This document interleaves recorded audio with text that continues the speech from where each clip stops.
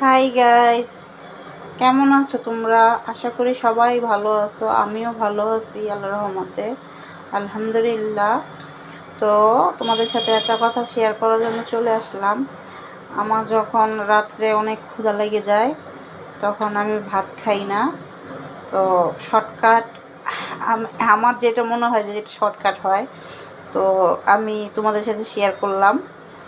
এইখানে আমি কিছুর পরিমাণ আটা নিয়ে নিলাম। এখন আমি এখানে লবণ ইউজ করব। এই যে লবণ, আমি এখানে লবণ ইউজ করব।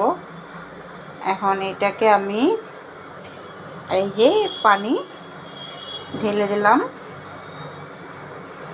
হ্যাঁ, তো এটাকে আমি মিক্স করে নেব হাত দিয়ে।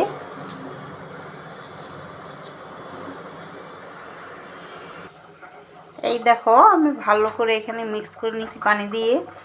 এটা এই পরিমাণ মতোই, এই দেখো এভাবে মিক্স করে নেবা। যেটা একদম বেশি পানি দিব না, একদম কম পানিও না, মোটামুটি পানি দিয়ে এটা ভালো করে মিক্স করে নিলাম। এখন এটা আমি পরবর্তী রাউন্ডে চলে যাব। এখানে আমি একটা কড়াই বসিয়ে নিলাম। এখন আমি কড়াইটা একটু হালকা গরম করে নেব।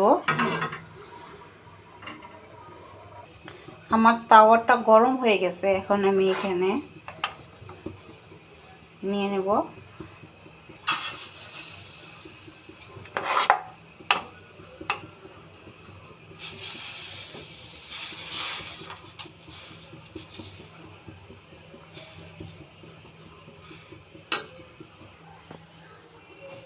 দেখো কীভাবে মিক্স করতেছি।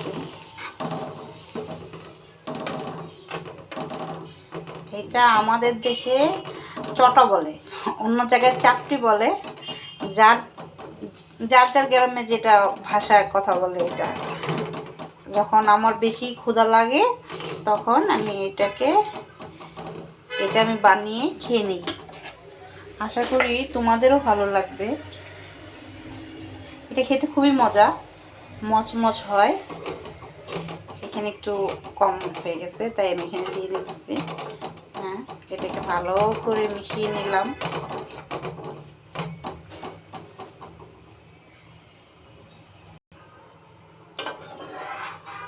এখন এটাকে আমি উল্টে নিলাম।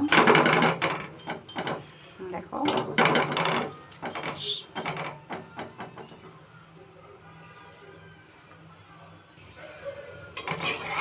দেখো আমি এখন এই পাটটা উল্টে নেব। যে এটা আস্তে আস্তে ভাজা হয়ে যাচ্ছে।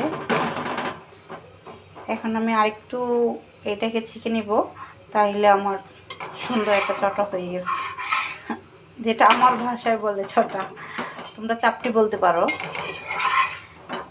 এই যে এটা আমার আম্মু আমাকে, মানে যখনই আমার আম্মু শর্টকাটে এইভাবে বানিয়ে দিত আমাদেরকে।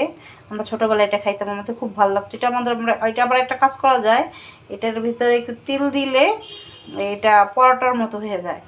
তো আমার আম্মু এইরকম করে খাওয়াইতো আমাদের, যার যেটা ভালো লাগে। এই যে এভাবে ভেজে নিলাম, কমপ্লিট। আমি এখন অন্যগুলো সব আবার আগের মতো ভেজে নেব সবগুলা। এই দেখো আমার শর্টকাটের খাবার পুরা রেডি হয়ে গেল। আশা করি তোমাদের সবার ভালো লাগবে আমার এই খাবারটা। তোমাদের যখন ক্ষুধা লাগবে তখন তোমরা এভাবে তৈরি করে খেয়ে নিতে পারো।